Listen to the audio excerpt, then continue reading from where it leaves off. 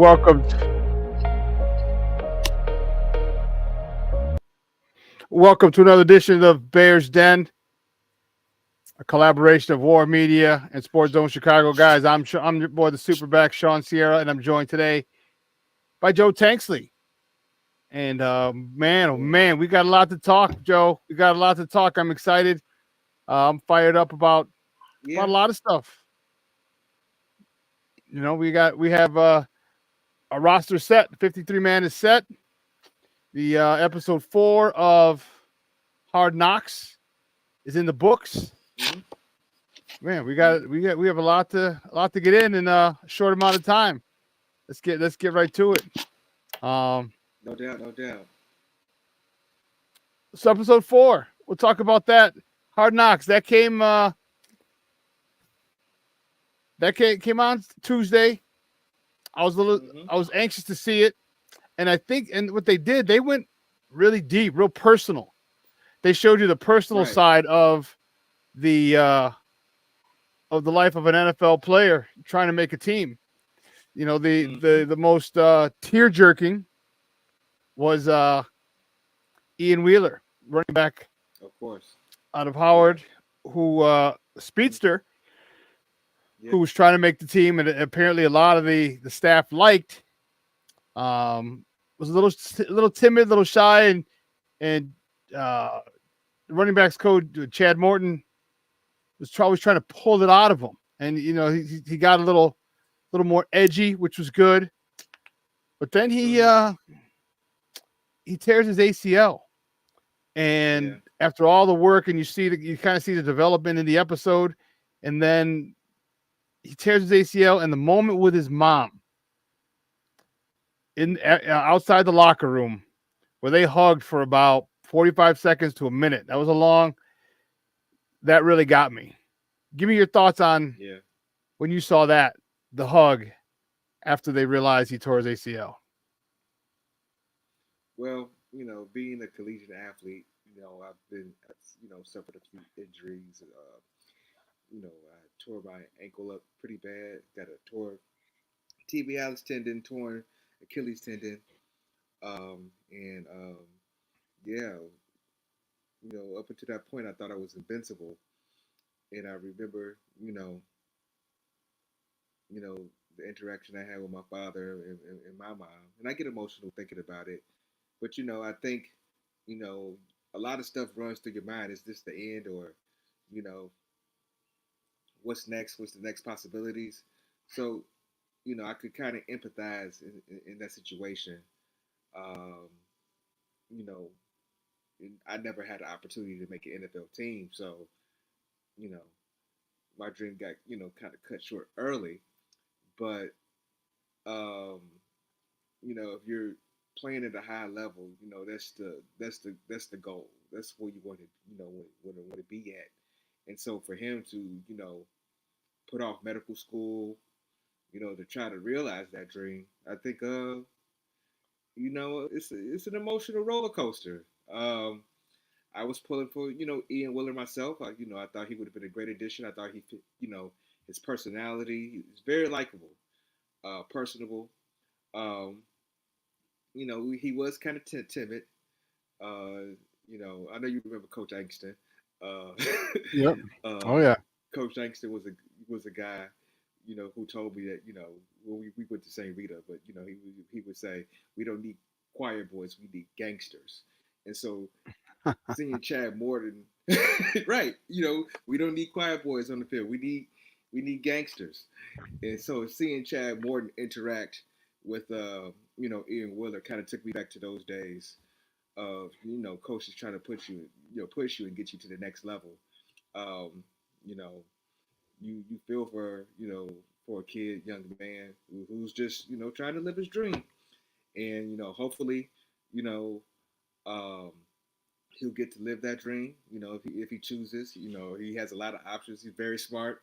He has a lot of options.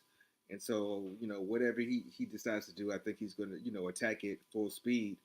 And, hopefully, he gets another opportunity, another chance to make a team. ACL injuries are not as bad as they used to be back in the day. There's a high possibility that he may get an opportunity.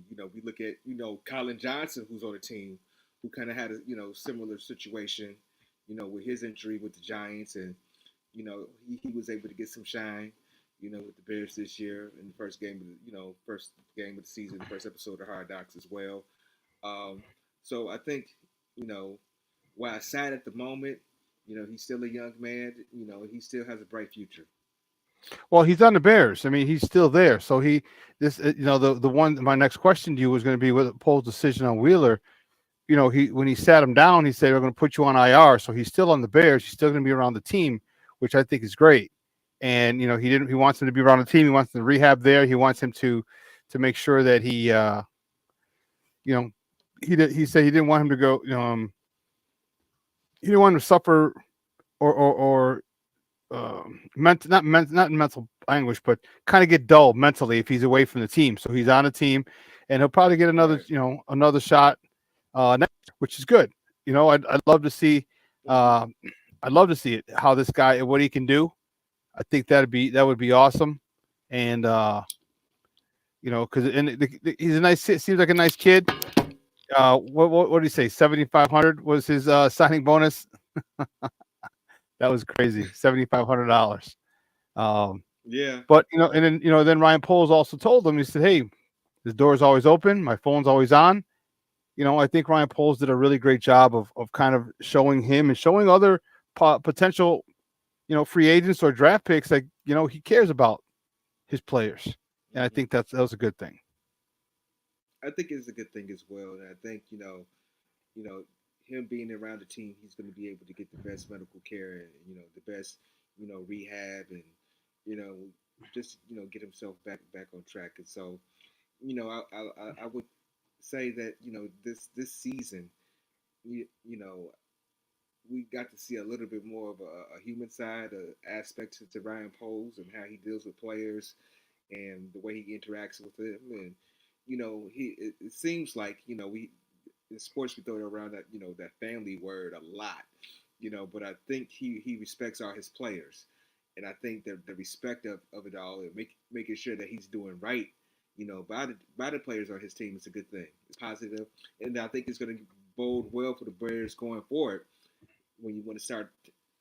Excuse me, when you want to think about adding players and making acquisitions, and free agency and things like that of the nature, because the Bears, are on the way up, and pretty soon, people are going to see, this hard knocks and the culture that they're building, and the way that they're going to start winning games. This is going to be a destination for free agents. Yeah, and that's going to be the first time in a long time, if ever, that we can say that Chicago's been a destination that free agents want to come to. So that's a great thing. One of the storylines that they had was uh, Tyson Bage's dad and how wild he got and down in Kansas City in arm wrestling. Uh, Talk to me about them highlighting Tyson Bage's dad, but also about Tyson Bage and his performance in the game, in which the Bears were victorious. Um, but talk to me about that. Well, up until this point, I think Brett Rippon, was kind of nipping at his heels a little bit, and starting to get in the conversation of being the number two quarterback up until that point, and Tyson Bagent comes in and has a stellar performance. You talk about Tyson Bagent, and he's one of these classic stories about working hard and getting and being able to realize that dream, like we talked about with Ian Willer, um, undrafted, correct, out of Shepherd College, D3 school. Two D two Those guys, D2 D two, school. D two, Yeah. D2 school. Um, Yes. those guys don't get a lot of a lot of those opportunities, especially to play NFL quarterback. So, you know, he has the hair, he has the look as well. They always say the backup quarterback is almost the favorite guy in the locker room. We always hear that. Mm-hmm. And then, his father, is also an interesting story. I Whenever they talk about him, I think of Sylvester Stallone, and over the top, and you think and how he was trying to arm wrestle to, have a chance to be with his kid. I think of the Bajans like that whenever I heard that story. hmm I thought of that too, and it was a great it was a great storyline, and I thought it was great. Um, and then the other one was Adrian was safety with Adrian Colbert, the young man who was Mm-hmm. hit by the car. I thought that was really Mm-hmm. really tear jerking, where he was getting ready for the championship game when he was 9, wanted to rode his bike, and his equipment went to the intersection. The lady didn't stop at the stop sign, hit him. He was in a coma for two weeks, I think he said. Yeah, that was crazy. Um, Talk to me about that and how they had him riding the bike to Hallis Hall. You know, you know, the production quality of HBO is, in the way they set these stories up is amazing. And having him ride the bike and then having him tell the story about him, you know, you know, being 9 years old and getting hit while riding his bike, it kind of brings everything all together. And one thing about this last episode, I didn't watch any of the other Hard Knock seasons, so um, just wasn't interested. But Yeah, same here. bring yeah, yeah, bringing out the human element. I think a lot of times as fans we forget, not me, not us, but these people are human and they go through a lot, and they've sacrificed a lot, and people forget that. We only see the guys that getting that they highlight, making getting all the guaranteed money, but it's really the guys like Colbert, what I'm saying, and Bajan and Ian Wheeler. It's really the guys like that who really, what I'm saying, make an NFL team possible. You know, how many blue chip players does the team really have on a 53-man roster? You know, when you think about it, it's guys like Colbert and Wheeler, guys who are scratching and clawing, that make a team hungry. When you think Mhm. about it, and so highlighting those stories so people get to know who they are, and so that they can get some shine and be able to shed some light on them. I thought was a commendable job by HBO. Yeah, it was. It was good. It was great to see that. And like I said, it was tear jerking. Some of those were tear jerkers. Even the Colbert one was man, that had me, man, because it's getting ready for his championship game, and that happens. Man, it's unbelievable. And I think that obviously that's why they did it, but maybe he was fortunate that he didn't get hurt worse because he was in his pads. He had some protection. He wasn't wearing his helmet though, but he had his shoulder pads and everything else on. I wonder how much, Okay, if any, that helped him. I'm just, but right. yeah, excellent job by Hard Knocks. Um, excellent job. So, looking forward to Mm-hmm. ne- next week's episode and checking that out. Um, but the biggest thing was Tuesday, 3 p.m. All right, the rosters had to be cut down to 53 players, and the 2023 Bears, as of right now, and this, of course, this is most definitely going to change. Is as follows. Talk to me about it. How you feel about it? How do you, um, it? Let me give me your thoughts. We'll go through position by position. All right, Okay. quarterback. Are you Well, surprised, Caleb and Tyson Bagent? you know what? After the performances, Tyson Bajan put on late in the preseason, not surprised. I think Tyson Bajan is a guy that they have a lot of they're building equity with, that they're trying to develop, and he is a serviceable backup. And you know, I think I'm really not surprised. I think Brett Rippon, I probably had an opportunity to be on the practice, practice side, but with him being a veteran, and Brett Rippon played well this preseason. He's going to have an opportunity to make another 53-man roster. So I think I forgot he got picked up. He got picked up. He's on yeah, someone's well practice squad he got today. picked up right. He got picked up by the Vikings exactly, and then Vikings. There you you know go. with the yeah, but with the Vikings and with the Vikings quarterback situation the way it is, he might he's probably going to start a few games this season. So Britt Rippon actually ended up in a pretty good spot. Um, I think the wide What about receiver. what about the wide receiver? You got Go six: ahead. DJ Moore, Keenan, Rome, Tyler Scott, Velus Jones Jr., and DeAndre Carter. Your thoughts on Yeah, those?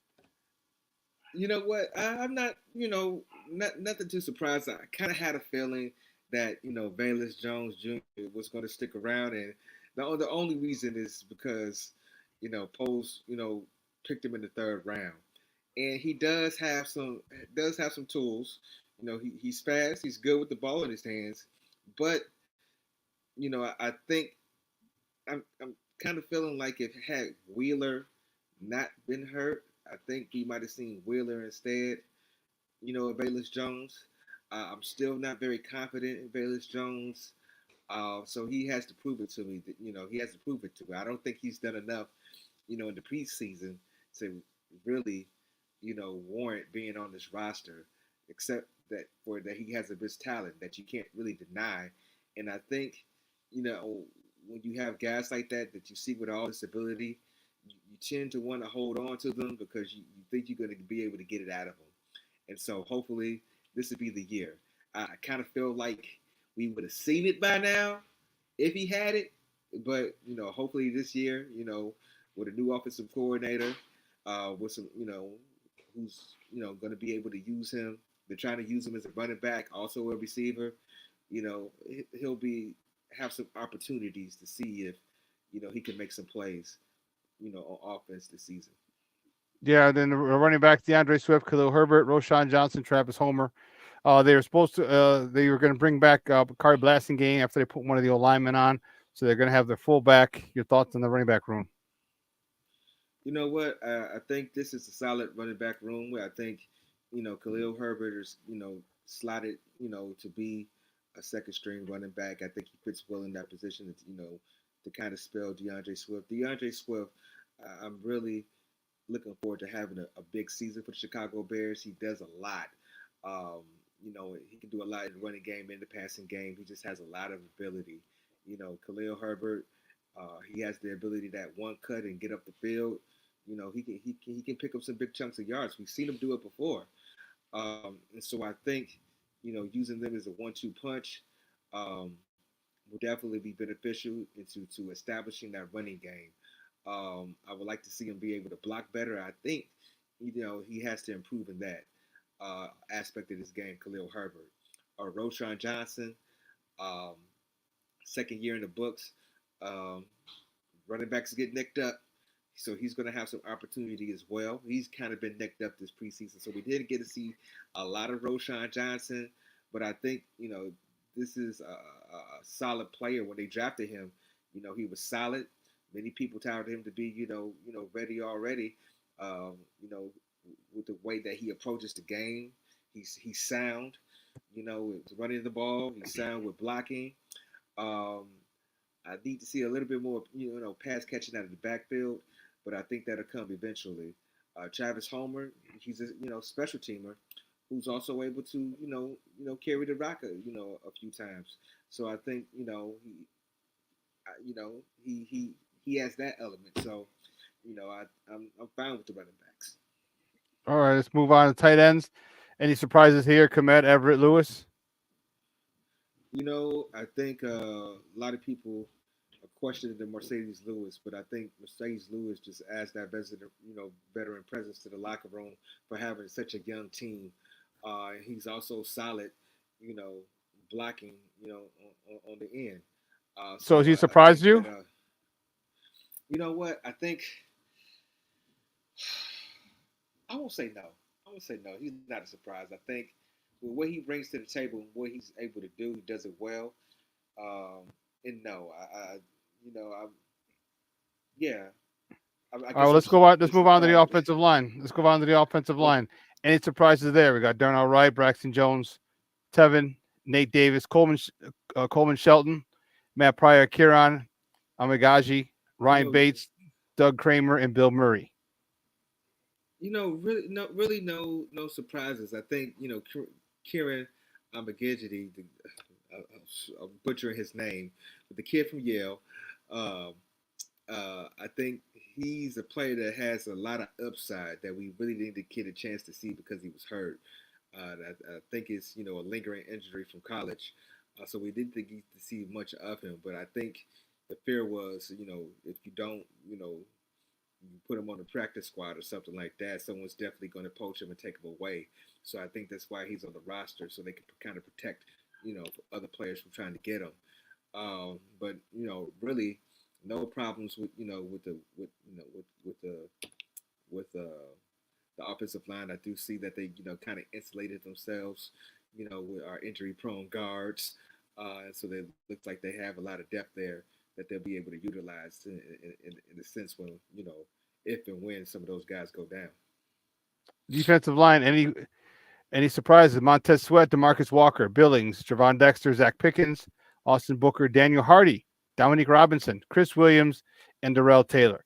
Any surprise? I mean, kind of Chris Williams and Taylor. We kind of figured if you trade for him, you're not going to trade for him to put him on a practice squad. But Right, practice squad. any surprises with anyone else? I think that Chris Williams is a sneaky good pickup. They didn't really have anybody, to kind of back up Billings. Billings were down, and Billings has been solid, a good run stuffer, and then the staff is really familiar with him as far as Eberflus. He spent time with Eberflus in Indianapolis. We do have a lot of defensive ends in this defensive line room, and I think part of the reason is that we really didn't solidify the other pass rusher. So I think they're trying to attack that pass rushing issue with numbers and switching guys in and out, trying to get combinations. We really need to see more for Dominique Robinson. So hopefully this is the year. Also, Zach Pickens was out a lot, and so many people thought maybe he would start the year on IR, but if he's on the roster, that means he's probably going to play, in September. I'm surprised Dominique Robinson made it. I'm glad Daniel Hardy made it. I don't think they would have been able to put him on the practice squad. He would have been poached in a heartbeat. So yeah. Let's look at the linebackers. Tremaine Edmonds, T.J. Edwards, the Jackhammer, Jack Sanborn, Noah Sewell, and Amin Ogbon Bamiga. Yeah. You know what? It's a solid linebacker room. Agbak Baniba, I hope I'm saying it right. Uh, really had a solid preseason. And forcing turnovers and doing all the things necessary for a cover two defense for a linebacker. I was really pleased with the way that he played in the preseason, and so I'm happy he got a chance to be on the 53-man roster. What about DBs? You got Jalen Johnson, Jaquan Brisker, Kyler Gordon, Tyreek Stevenson, Kevin Byard, Jalen Jones, Elijah Hicks, Terrell Smith, Jonathan Owens, and Josh Blackwell. Any surprises for you there? No, I really think that this is the strength of this defense is the secondary and it's really deep. And all these guys are able to cover man. All these guys are able to play zone. Um, they all seem like they can, very good blitzing. This is a really solid defensive secondary, and I'm excited to see what they do this year. Special teams. Well, Patrick Scales is going to be out a little bit. He had surgery on his back. They brought some guys in, but any problem with Cairo or Tori? Carlos Santos is solid. No problem. Tory Taylor is one of these phenomenon punchers who's able to do, you know, I don't know. He's like Steph Curry of punting. That's what they say, or something like that. He could just drop it in the bucket and put it wherever he wants. As far as punting. So I'm kind of excited to see how the Bears, utilize him in special teams, and it really pin some teams, deep in their own territory, and that it really gives this defense an opportunity to attack. We talked about blitzing, we talked about the pass rushing, staying fresh and creating turnovers. I think Torrey Taylor is going to be a weapon as a punter. So what the Bears did is they created this. I was a little surprised with the linebackers. I'm surprised Noah Sewell made it because he was hurt, but then again, he was a draft pick, so that's going to get him, Mm-hmm. give him a longer leash than most people. But they also brought back linebacker, Micah Baskerville. Remember, he had the pick six, and I was really happy with that. Mm-hmm. Colin Johnson. And you know what you talked about before we move on, Micah Baskerville. Last two preseasons, he's played his ass off, and so I was kind of disappointed he didn't get an opportunity to make the team. But last two preseasons, Micah Baskerville really played his ass off, and hopefully he gets to stick around, on the practice squad. But if a team is who needs some linebacker depth, you could definitely see Micah Baskerville getting, poached off the practice squad. Yeah, so you look at we'll go through it. Mike Beverell, Theo Bennett, the Canadian Eagle, Stephen Carlson, the tight end, Byron Cowart, okay, Jake Curran, offensive line, Colin Johnson, wide receiver, Quindell Johnson, DB, Carl Jones Jr., the linebacker, Jamari Croma, out of not not Stephen F. Austin, I forgot. James Madison, I think is where he was at. The Okay. defensive lineman, Deshaun Mallory, defensive lineman, Devarius Moore, DB, Austin Reed. They brought him in. I really liked him. He's another record-setting Mm-hmm. quarterback at Western Kentucky. So you got a couple of young guys. Reddy Stewart, really great game. The last one, 2 picks, one house call, and then Roe Torrance. Mm-hmm. So some of the guys that I really wanted them, that I was upset that didn't make the team, like Reddy Stewart, Austin Reed, Mm-hmm. Croma, Baskerville, and Johnson. Those guys, they are on the practice squad, and man, I hope no one no Yeah. one. I mean, I hope no one poaches Look, ready. right, because looking at this practice squad and seeing who's on there, I mean, some of these guys are going to be on another team, playing on Sunday.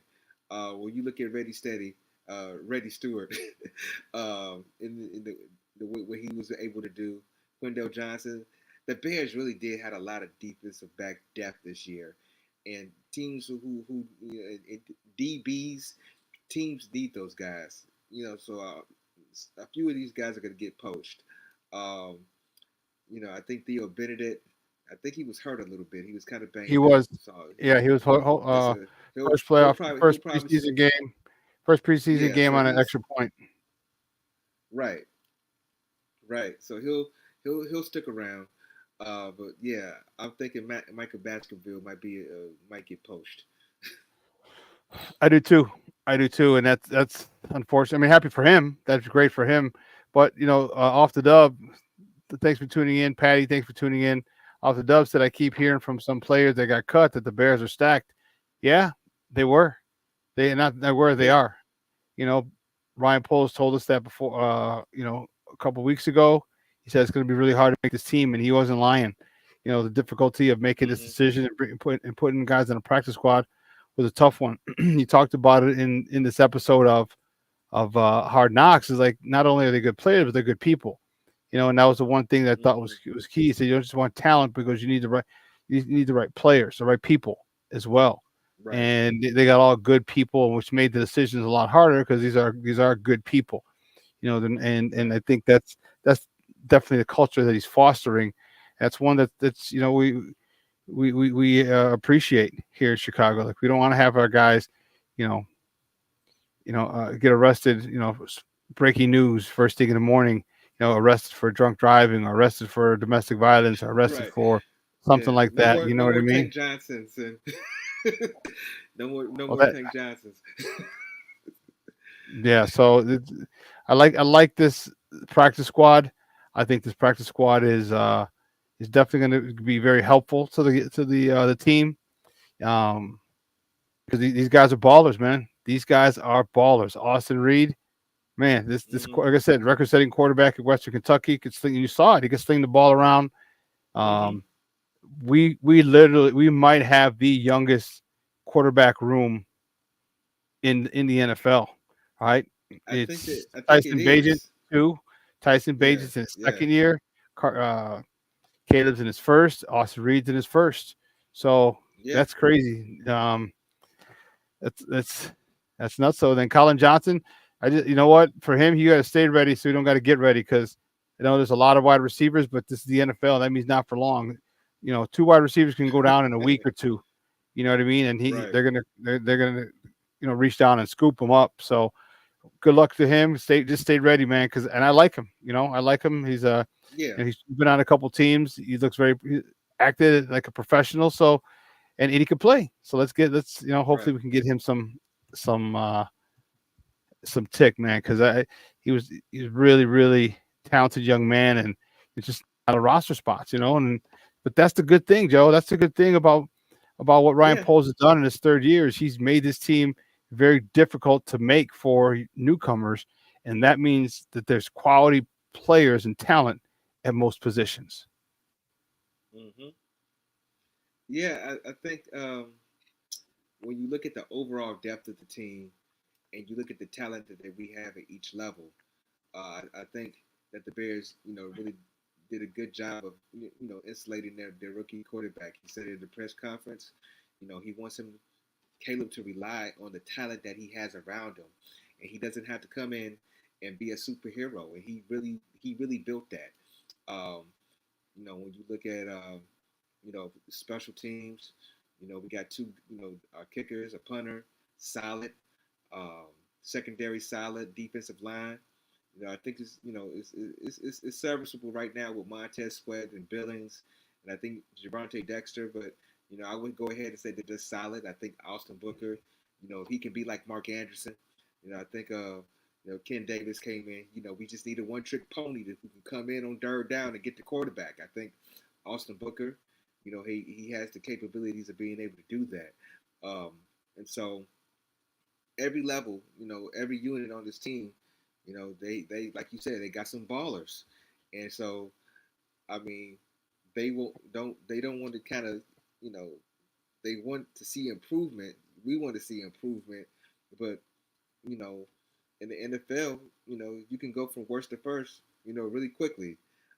We've seen that, year after year. Some teams, steps up, you know, like the Houston Texans did last year, and I think the Bears this year have more talent than what the Houston Texans had last year, and so, and I think our division is, kind of coming back to us with the injuries that we've seen with that some other teams have in our division, um, and so there's the sky's the limit. There's a lot of possibilities of, for the Bears. We can see a scenario where the Bears, end up in the playoffs with this division the way it's shaping up.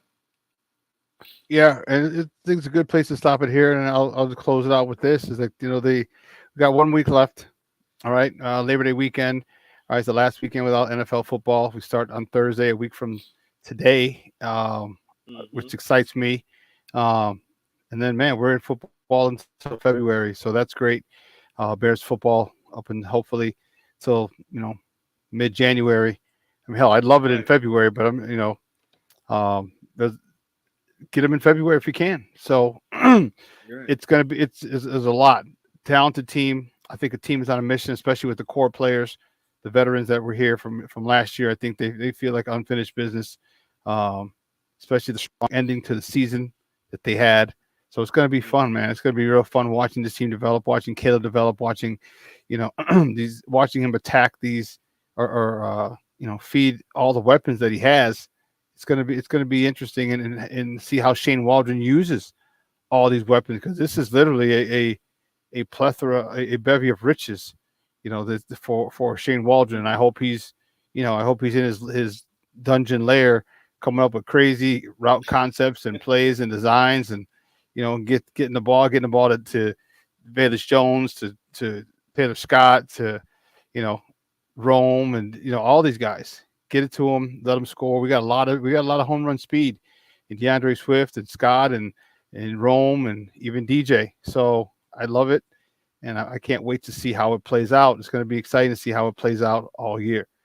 So, Yeah, man, I, go ahead, I finish. mean, I was just saying, like, I'm excited as well, and I was just thinking when you think about all those weapons that the Bears have on offense. I was thinking about the greatest show on turf. You know, what could we call the Bears offense? Would we call it fast on grass? But like, we got to come up with something for that offense once they start balling out. Yeah, yeah, that's a good one. We'll have to think about it. You can't say something by the lake. You got to write something great by the lake. You said fast on grass.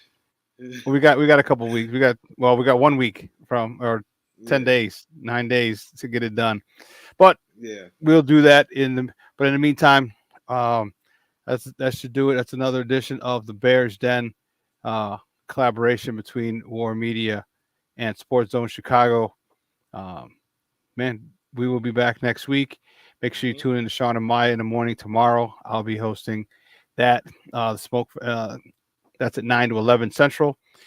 Following that at 12:15 p.m. Central is Second City Sports with Lakina McGee and Sidney Brown. And then Saturday, 11 a.m. to 1 p.m. Smoke Fellas. All right.